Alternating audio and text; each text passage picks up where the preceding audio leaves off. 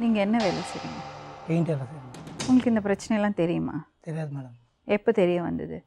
எனக்கு வந்து 9ஆம் மாதம் குழந்த பிறகு லாஸ்ட் மாதம் தான் தெரியும் மேடம். சரி, இதை நம்புறீங்களா? எங்கள் பொண்டாட்டியே சொல்கிறாங்க மேடம். தனியாக கூப்பிட்டு போய் கேட்டேன். உனக்கு பிறகுல கோச்சிக்காத, தப்பாக நினச்சிக்காத அப்படின்றாங்க. இப்போ என்ன பண்ணலான்னு சொல்கிறீங்க? இப்போ வந்து எங்கள் பொண்டாட்டி வந்து அந்த குழந்தைய நானே வச்சுக்க முடியாது மேடம். எங்கள் தங்கச்சி வச்சாலும் அது வாழ்க்கை கெட்டு போயிடும். எனக்கு வந்து என் குழந்தை வந்து எங்கள் மாமியார் வளர்க்கணும். அதை அவங்க வித்துறேன்னு சொல்லியிருந்தாங்க. பெண் குழந்தையா? பெண் குழந்தை அது. பெண் குழந்தையா? பெண் குழந்தை. கேஎம்சியில் ஒரே சண்டை எனக்கும் அவங்களுக்கும். இதுக்கு என்ன ஆச்சு அன்னைக்கு கொஞ்சம் சொல்லுங்களேன். கேஎம்சிக்கு நான் இட்டுட்டு போயிட்டு எங்கள் வீட்டில் இட்டுட்டு வந்து வச்சுட்டு இருந்தேன் அவங்கள. அப்போ எங்கள் தெரியுமா அவங்க குழந்தை இல்லைன்னு? எனக்கு தெரியும். அப்படி நீங்கள் வச்சுருந்தீங்க. என் தங்கச்சி வாழ்க்கை கெட்டுறக்கூடாதுல்ல மேடம். நானே இட்டுட்டு வந்து வச்சுக்கினேன். பரவாயில்ல இதெல்லாம் இருக்குது. இவங்க ஓனமிட்டியாக தான் பண்ணாங்க மேடம். கண்ணுக்கு தெரிஞ்சு அண்ணன் தங்கச்சின்னு பேசுனாங்க. அண்ணன் தங்கச்சின்னு பேசும்போதோ லாஸ்ட்டாக என்ன பண்ணிட்டாங்க, கை அறுத்துக்கணும். அவங்களே கை அறுத்துக்கினாங்க ஒரு வாட்டி பாட்டிலில். எதுக்கு? இந்தமாரி ஒரு சின்ன பிரச்சனை நடந்தது எங்களுக்குள்ள. பேச்சு வீட்டில் சாப்பாடு போடும்போது கேள்வி கேட்டிருந்தாங்க. என்ன இதுமாரி பண்ணியிருக்க அப்படின்னு கேட்டதுக்கு அவங்க ஓவராக பிபி டென்ஷன் ஆகி கை அறுத்துக்கினாங்க.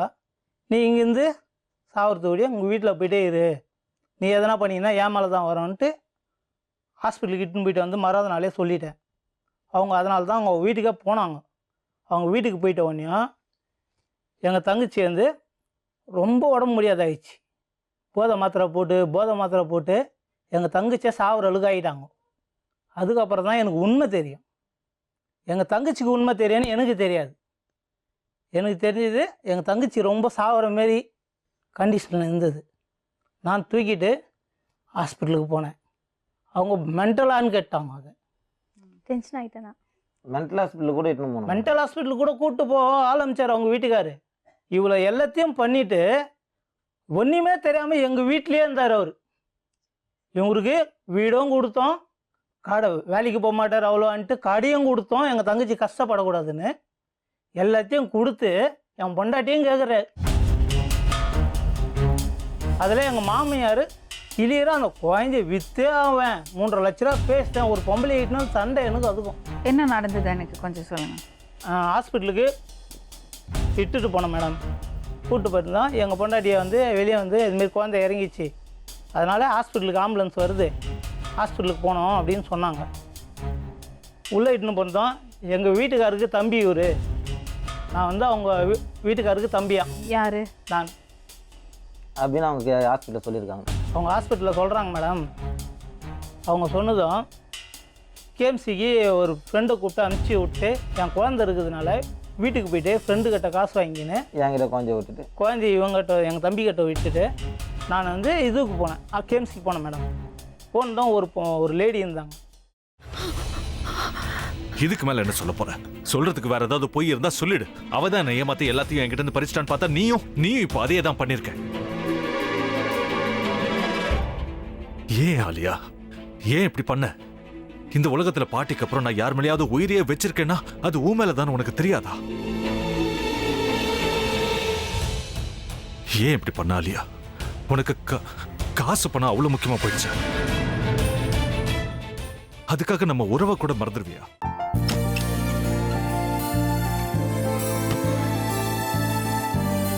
சக்தி சக்தி ஒரு நிமிஷம்.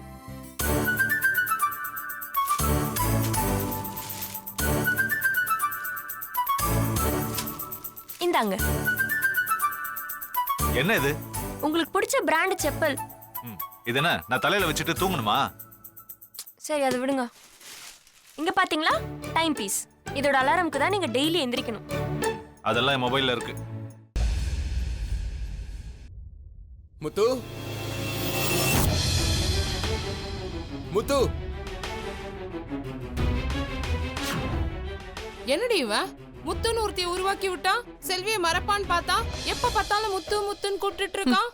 முத்துவ கூப்பிட மட்டுமா செய்யறான், முத்துவ வச்சு என்னென்னமோ செய்யறான். நாம தான் இளிச்சவாய் மாதிரி வேடிக்கை பார்த்துட்டு இருக்கோம். என்ன முறைச்சு என்ன பிரயோஜனமாயா? உனக்கு வேற குரல் போயிடுச்சு. அடுத்து அவ செல்வியை கூப்பிட்டானா என்ன பண்ண போற? உன்னுடைய விருப்பப்படியே நீ ராமநாத வீட்டு மருமகளா வாழ போற. கண்டிப்பா என்னுடைய ஸ்தானத்திலிருந்து அவன் உன்னை நல்லா பார்த்துக்குவான் அம்மா. டேய், அவரை பத்தி தான் உனக்கு தெரியும்ல. அவர் எந்த முடிவு எடுத்தாலும் அதான் ஃபைனல். நம்ம அப்பா வேணுமா வேணாமாங்கிறத நீயே முடிவு பண்ணிக்கோ. வாடா.